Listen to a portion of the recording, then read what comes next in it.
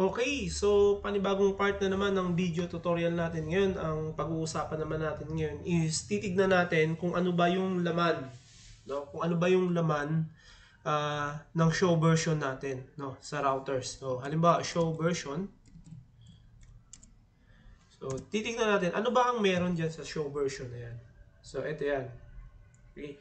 Etong output na to is same lang dito. So, tin-transfer ko lang siya dito para may ma-highlights ako. Okay?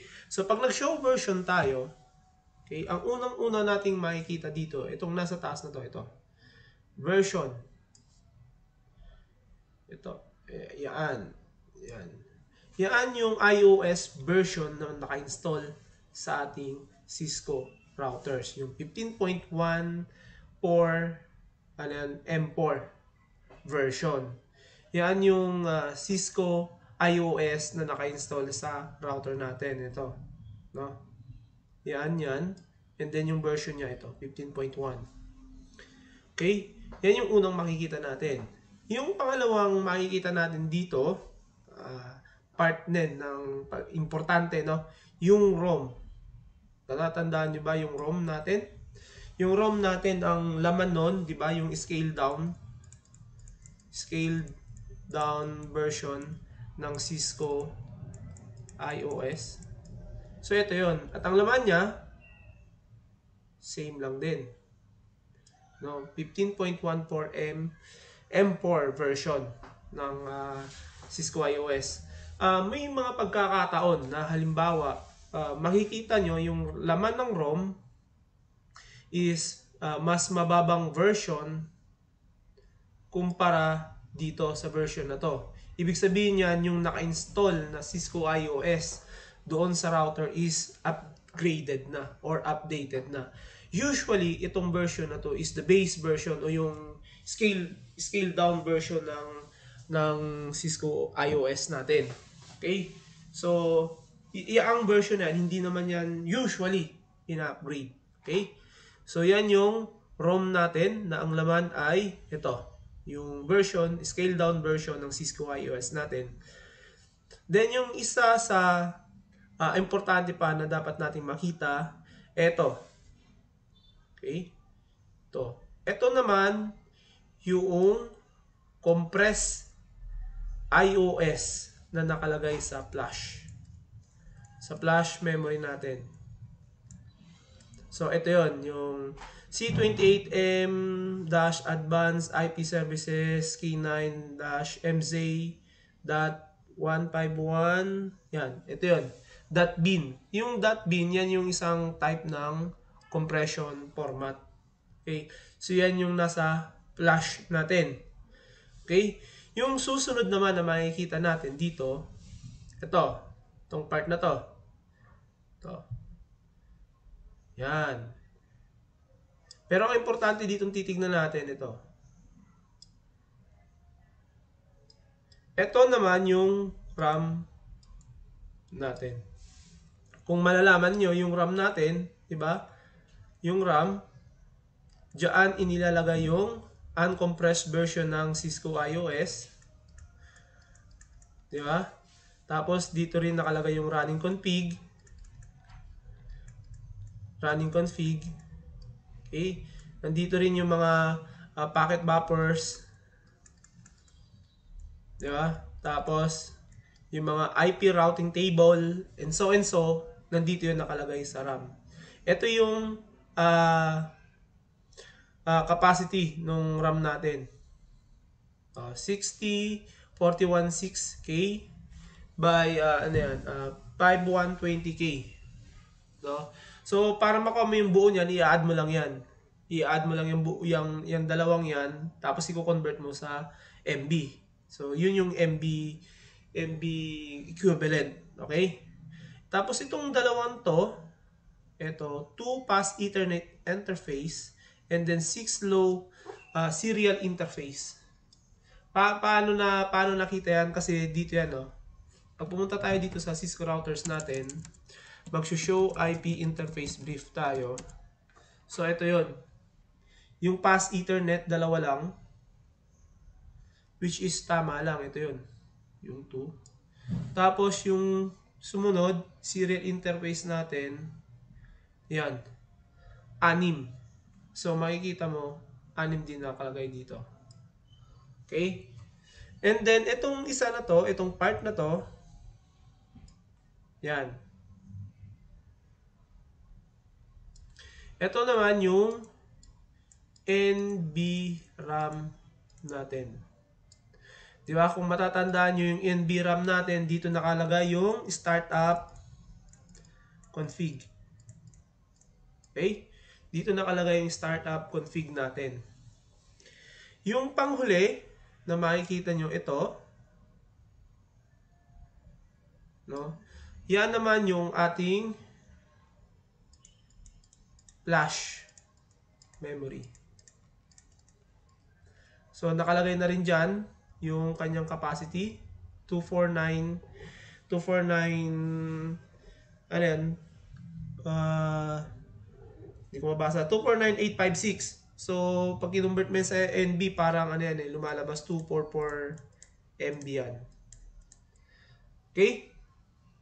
Tapos yung panghuli, actually ito, didiscuss ko na lang yan sa mga susunod. Ito, yung isa sa pinaka-importante, yung configuration register. Diba? Sabi natin, may dalawang configuration. Actually, tatlo yan 0x2102. Ito yung normal. So, magbo-boot pa. Ikukunin yung iOS sa flash. Then, yung startup config sa NBRAM. Diba? Yan yung ano yan iOS dito. Tapos ito, startup config. Tapos yung 0x2142 naman, iOS lang ang ibuboot. Tapos didiretso na siya sa route sa user mode. Ganyan. Okay? Hindi niya nakukunin yung MB RAM. Ito ginagamit to for password recovery. So, gagawin natin yung password recovery na yan. Tapos, gagawin din natin na mag-change tayo ng configuration register para mag-install tayo ng Cisco iOS, no? From TFTP server. Tapos, papasukin din natin yung ROMon. So, explain ko rin sa inyo kung ano yung ROMon na yan. Paano nangyayari yan. So, basically, yan yung ano natin, tawag nito. Yun yung makikita natin sa show version ng Cisco router natin. Okay? So, ang next na pag-uusapan naman natin ngayon, burahin ko lang muna lahat ha. So, para maging maayos lang. So, next na pag-uusapan natin ngayon is, tignan naman natin yung difference ng startup config tsaka running config. Kasi di ba sabi natin yung startup config nakasave sa NBRAM, diba? Tapos yung running config naman, nakasave naman siya sa RAM. So, ang tanong, ano ba yung difference nun? Okay? So, tignan natin. So, punta tayo dito sa router. Ang gagawin ko muna dito sa router is, i-reload natin. So, pinower on ko siya, pinower off ko siya. Power off, power on. So, magre-reload siya, no? So, tignan natin, no? Sabi natin, ano ba yung startup config na nasa NBRAM. Ito file to ay startup config file pala, sorry. Tapos running config. Running config file na nasa RAM. Ano ang pagkakaiba ng dalawang yan? So dito, nung nireload natin yung router, 'di ba? Ano yung makikita natin? Tinatanong tayo, would you like to enter initial configuration? 'Di ba? Bakit? Anong nangyari? Bakit siya nagtatanong ng initial configuration? Kasi yung loading process yung boot up process kasi ng router natin, 'di ba? Yung una, magbo-boot siya, magpo-post, 'di ba? Testing lahat ng physical components. Kung okay, magki-kick in yung bootstrap. Di ba? Doon sa bootstrap, titignan niya yung configuration register kung 0x2102 or 0x2142 o kung ano pa man yan, 0x2100. Alin dyan, di ba? Usual kasi, dito yon, no? So, ang gagawin ni Bootstrap, maglo-load siya ng iOS from load iOS from flash. Then, after ng load ng iOS, load startup config from NVRAM.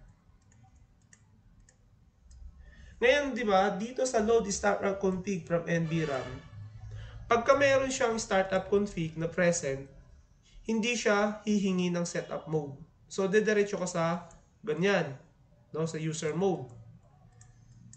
Di ba? Pero kasi kapag walang startup config, ipapasok ka or bibigyan ka or makikita mo yung setup mode. Which is, eto na ngayon yun. Yung nakikita nyo dito, di ba? Would you like to enter initial configuration? Bakit? Kasi nung nag-load yung nung ilo-load na yung startup config, no, na naka-save sa NVRAM, wala siyang nakitang startup config dito sa NVRAM. Non-existing, no? So ang ginawa ng router, papasukin tayo sa setup mode para mag-configure tayo ng initial configuration ng router natin. Diba? So, ngayon, ang sagot lang natin dyan, no. Okay? So, papasok tayo dito. Ngayon, titignan natin. Show startup config. So, show running config na lang muna. Show running config. So, sa show running config, walang configuration kang makikita. Ayan, no? No IP address, lahat, di ba? So, wala. Ito, hostname, default siya. So, wala siyang nakitang startup config. O, wala siyang nakitang running config. Kung pag mag-show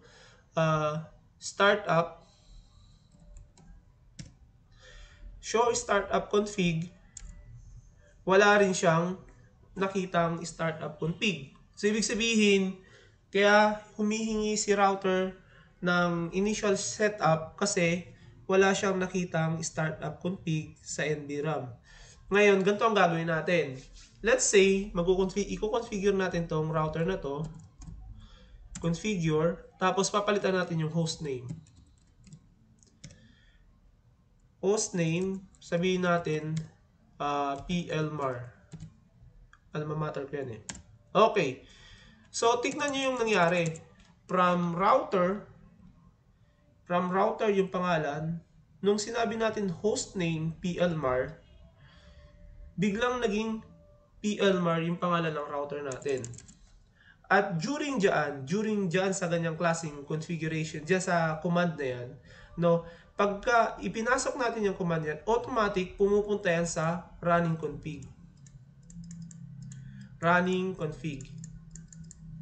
No? Which is nasa RAM. Ibig sabihin yung hostname na PLMAR, pumasok siya sa RAM.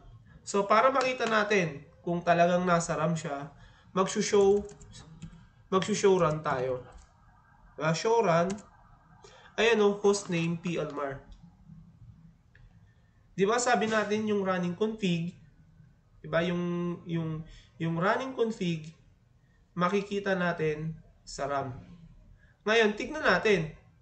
Yung running config na ba yan? Yung PLMAR na ba yan? Nakasave na ba yan? Kasi usual, di ba? Ang sabi natin, yung configuration, nakasave. Yung startup config. Pumasok ba yan sa startup config? Yung startup config na nasa NVRAM. Tignan natin yung startup config, no? Show startup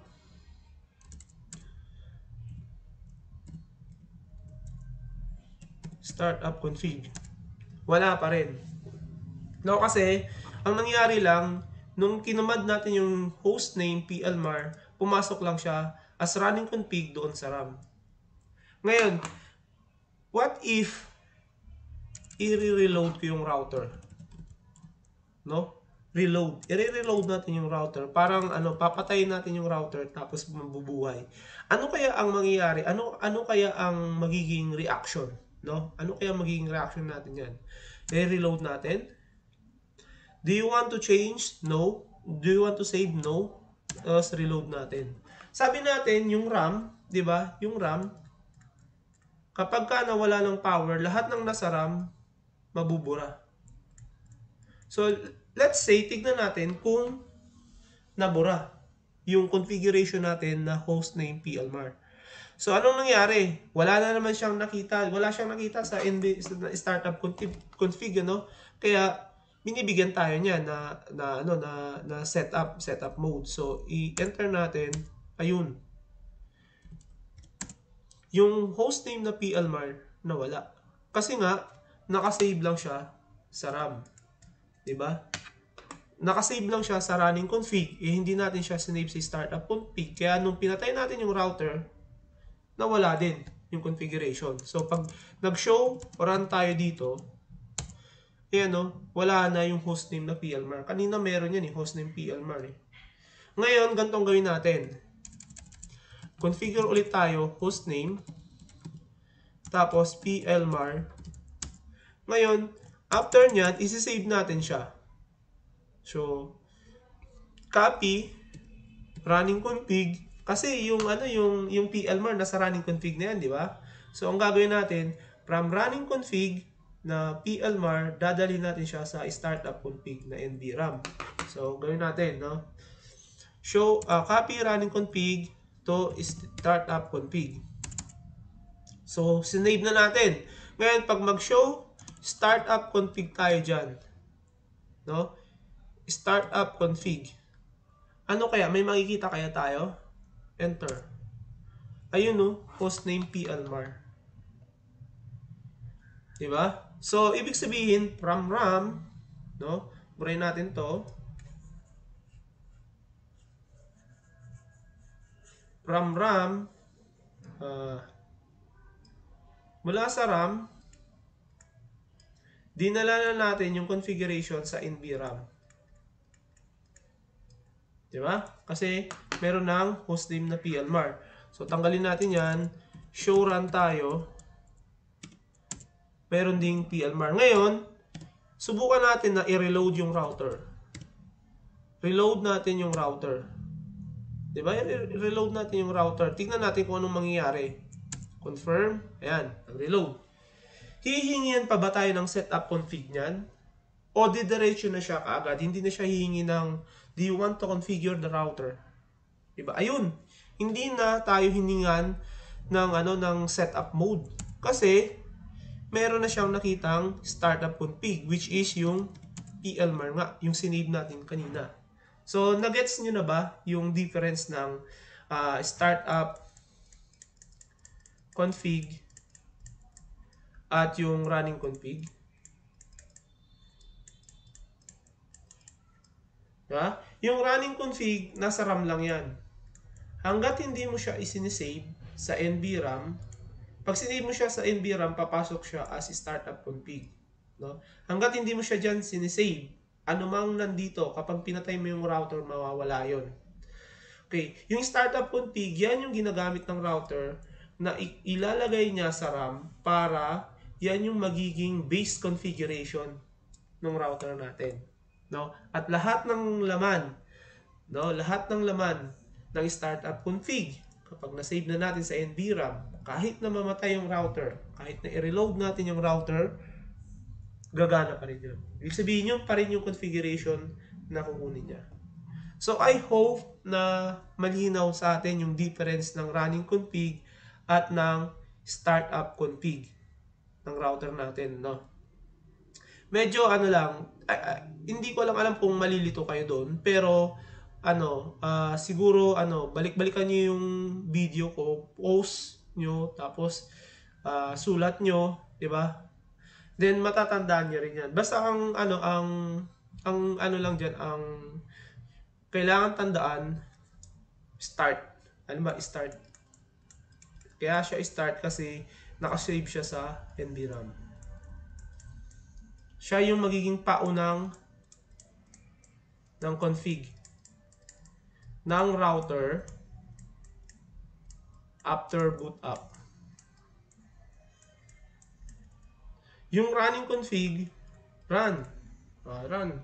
So, nasa RAM yan. Yan yung current config ng router. Na kapag gusto natin na ma-retain yun, kailangan isi-save natin siya sa NVRAM as startup config. Okay? So, yan. Hanggang dito na lang muna yung tutorial natin. Sa mga susunod, sa susunod na video natin, pag-aralan natin kung paano i-load yung iOS sa TFTP server, no? TFTP server, and then yung Romon, paano yung Romon na yan, and then yung isa is ano pa yung isa pa na i-discuss ko, TFTP server, Romon, may isa pa, nakalimutan ko na yung isa. Hubs. So yan muna, TFTP server, Romon. Tignan natin kung paano yan. And then yung pala, password recovery. So password recovery, no? Pag-usapan din natin yan. Paano ba nagpa-password recovery sa router? Paano ba yung booting process kapag TFTP server ang ginagamit? Paano din ba yung Romon natin? Kasi I think importante yan para maintindihan niyo yung yung initial na parang behavior ng router natin, no? Bago tayo mag-configure ng mga routing protocols and yung iba pa, mga access list, no? Marami yan, actually marami. So ayun, hanggang dito na lang muna. I hope na may natutunan kayo, may naintindihan kayo sa shinare kong video. At tulad lagi ng paalala ko, kung kayo ay may natutunan o may nakuha kayong impormasyon na nakatulong sa inyo, kung pwede, mag-like kayo sa aking channel, mag-like kayo sa video na to, and then mag-subscribe. And ang pinakahuli, share nyo yung video. Okay? Hanggang sa susunod na tutorial. Thank you.